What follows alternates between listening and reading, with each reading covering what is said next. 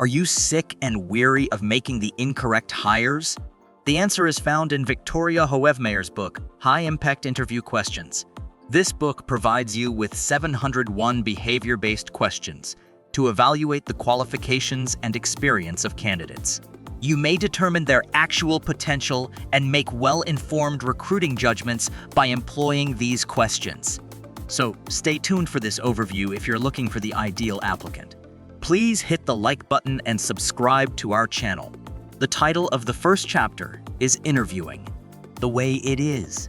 Hoevmeyer emphasizes how disorganized, prejudiced, and uninformative a lot of interviews are.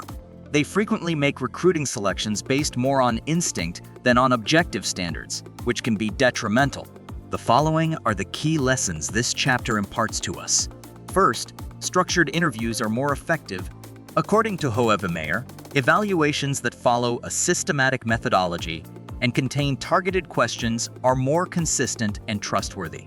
Second, it's all about the behavior questions, analyzing past behavior aids and forecasting future results.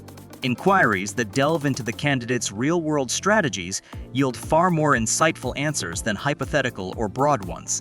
Competency-based behavioral interviewing. The what, when, and why is the title of Chapter 2. It describes competency-based interviewing in detail, when to apply it, and why it works so well.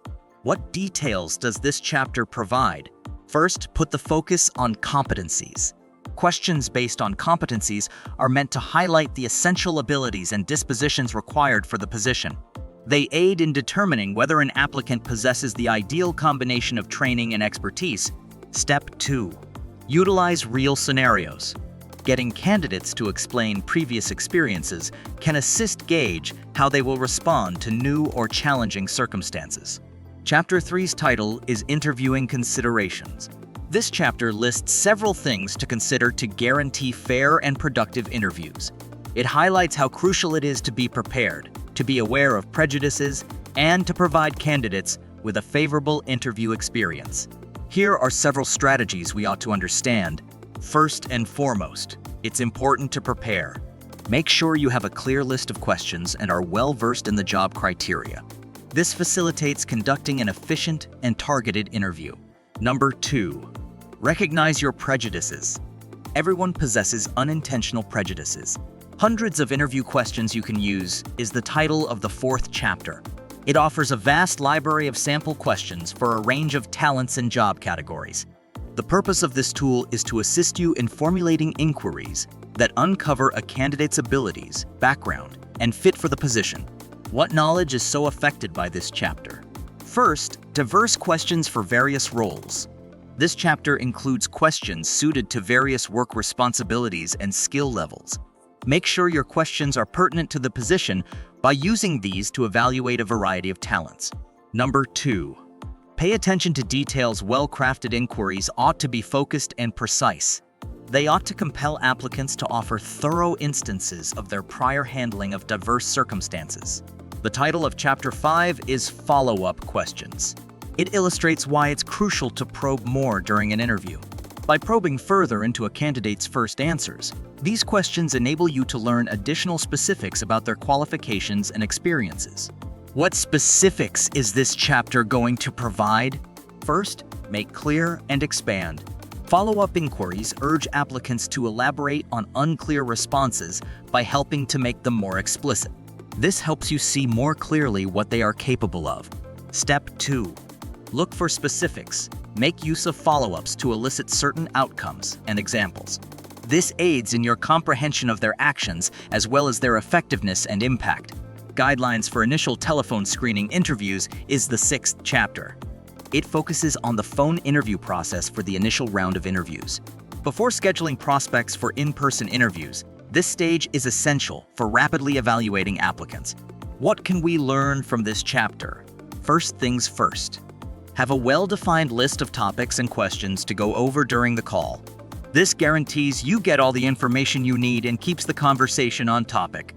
Number 2. Evaluate important features. Assess critical attributes, including enthusiasm, communication skills, and fundamental qualifications using the phone screen. This aids in eliminating applicants who don't fit the first set of requirements. Chapter 7's title is Creating an Interview Guide. It provides instructions on how to create an organized interview guide. Each interview may be made more consistent, targeted, and comprehensive by following a well-prepared guide that includes all the areas required to evaluate candidates efficiently. Important observations to make in this chapter are as follows. First, make sure to incorporate important sections. Divide the manual into sections according to the abilities and knowledge you must assess.